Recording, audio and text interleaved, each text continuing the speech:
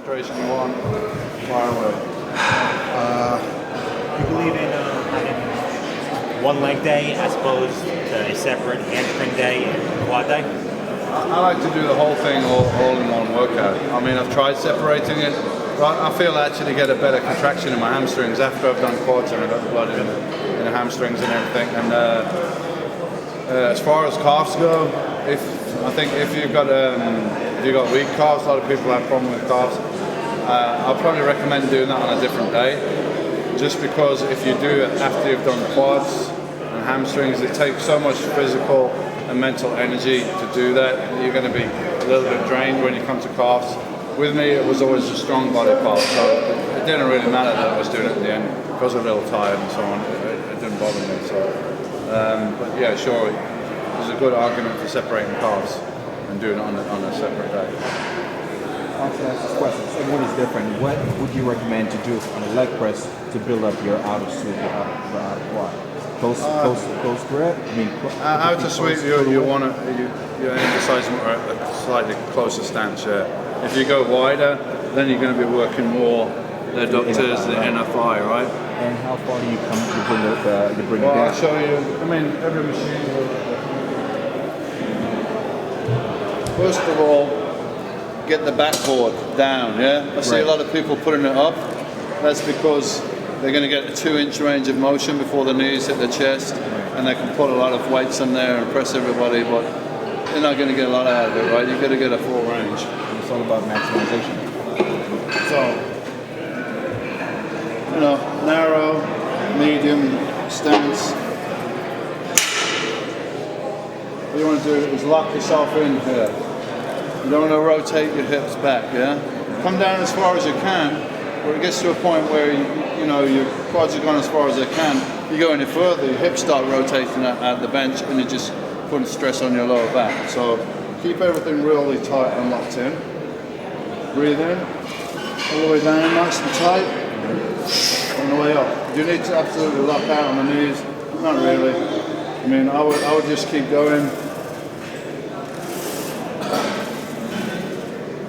As many as I can. When I feel I'm really failing, I might lock out at the top, take a few breaths, have a little pause, come down maybe one more, and I always have somebody on the side or at the back, just in case, for safety reasons.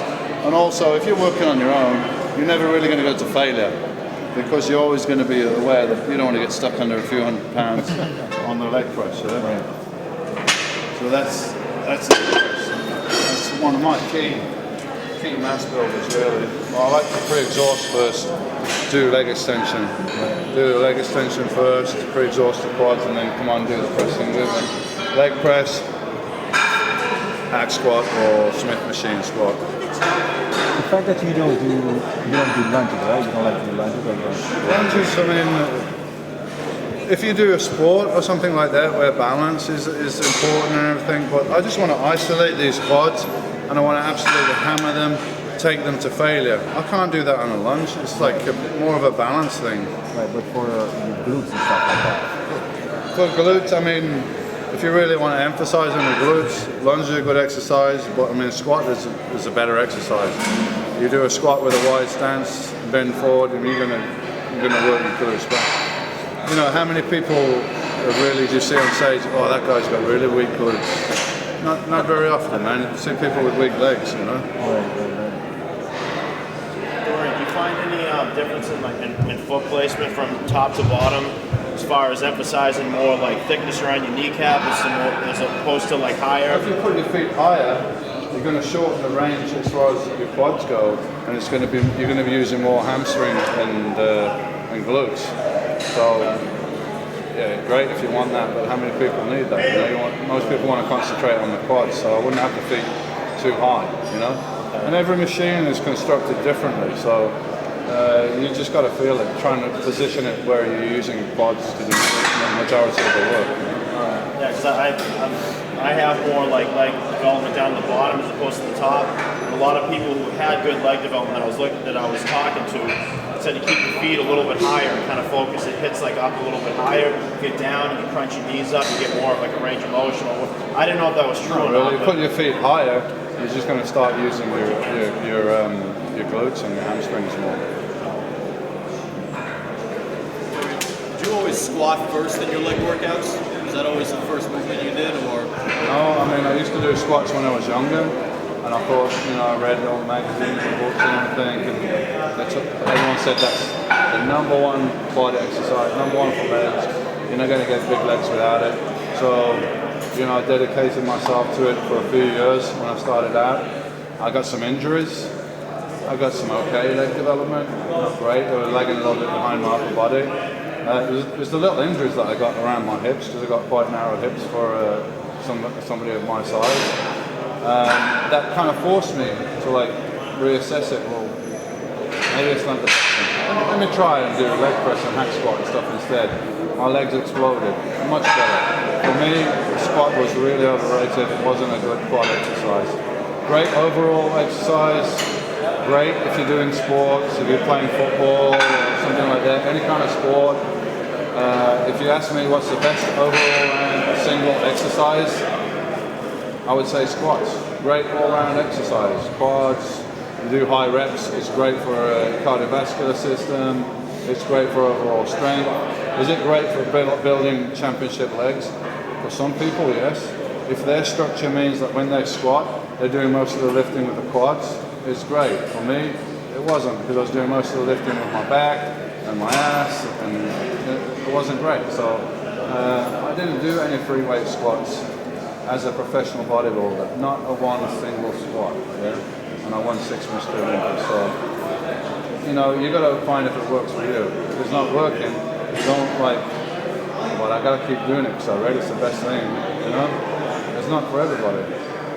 I got better quad development out of doing this, out of doing hack squats. If I do a hack squat, I'm lifting everything with my quads. There's no lower back, no glutes, So I can go to failure. Can you go to failure, really failure on squats? No, because your lower back's going to give out first before your quads do. So for me, it's a very overrated exercise. For somebody else, it might work great. You just got to find out for yourself, What's the hack squat?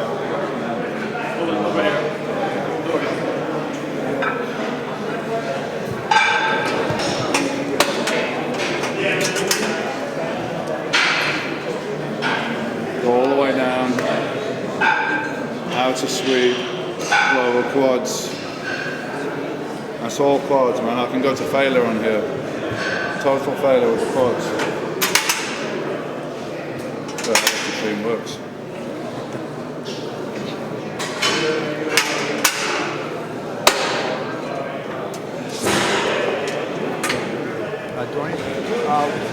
What sort of position would you recommend if you really want to hit the sweep on your outer thigh on any? Fairly close stance. Closer. Yeah? You come out wider, you're working more, it depends what you want, right? You find much benefit by just absolutely bottoming out as far as range of motion? Oh yeah, go all the way down. So basically, Just, be controlled though. Definitely don't bounce at the bottom and put a lot of strength. But if you control it, then there's no problem. I always notice guys with good legs always squat deep. Well, not squat, but any type of pressing, I always go. I always squat right past the floor on the machine, the same thing. That's probably also good for separation, muscle separation. Muscle separation is genetic, and a combination and getting your body fat really low. There's no exercise that increases muscle separation. It's a complete myth. It's some people that put striations in there when they get really lean. Some people don't. It's nothing to do with what exercise you do. It's a genetic formation. Give advice to someone who needs more inner leg mass, quad. Would you directly stimulate it with like a hip abduction, or whatever the movement is, whatever it's called? Or would you just be doing like a wide leg? All those machines are a total waste of time. Yeah? Right. They're just for ladies who think that know. So basically, just get So like ladies a wide machine. stance Like leg much press. better off. Leg press, wide, toes out, bring your knees down towards your armpit, and as you push up, kind of squeeze in, like that. Right. Just hit it with a Yeah. compound. I train a few people, and I notice a lot of people, they do leg press, and when it gets really hard, when they go towards failure, they start doing this. Their knees start going in, and that shows me that they've got a weakness here.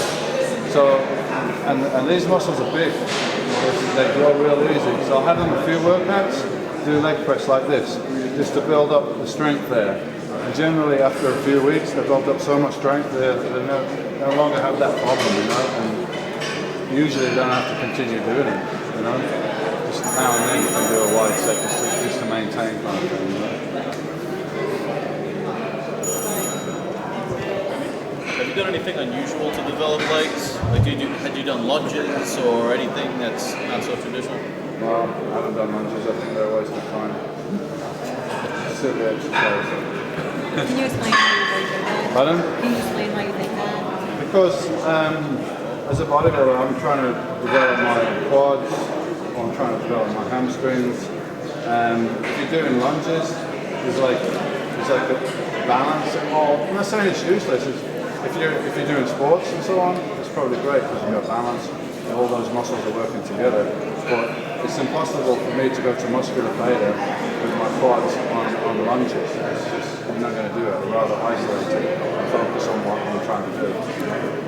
I know a lot of ladies like to do lunges because they think, oh, this is really working my butt. But listen, you do a squat and you sit down on the floor with a squat, it's 10 times better than lunges. It just doesn't look so great like that. So basically, you just want to decrease as many variables as you can. In a sense, when you're doing a lunge, you have so many different areas of muscle groups to focus on. If you're doing lunges, you think you can really go to muscular failure with your quads? It's not. It's just like overall, like your balance goes, and it's just, you know, as a bodybuilder, it's just not really that effective. And you know, how many guys really want to emphasize their glutes and need more size in their glutes? It's very, very rare, you know. If you wanted to, maybe lunge is one of the exercises you could do. It's actually a negative thing, isn't it? I mean, Yeah, you know, when I started squatting, my ass was getting big and my legs were like growing, but that, you know, and it's spoiling the symmetry. If I can keep my hips smaller and that whole area smaller and more size on the quads, it gives the illusion of more size as well. a lot of the modern bodybuilders, like, I don't mean modern, but I mean if you were considered old school and this is new school, they seem like they always have like the bigger glutes and everything, but maybe that just comes along with more mass. Yeah. But it kind of seems to throw the symmetry off, like you said. Makes your leg look like a carrot. Yeah, As opposed to the heavier weight at the bottom. Heavy squatting, you tend to get a lot of, you know, glutes are the most powerful single muscle in your body, so, and they're involved in squatting, so, and they're going to grow. But it's very rare that you would see a bodybuilder on stage and think, oh, he needs more glutes. You know?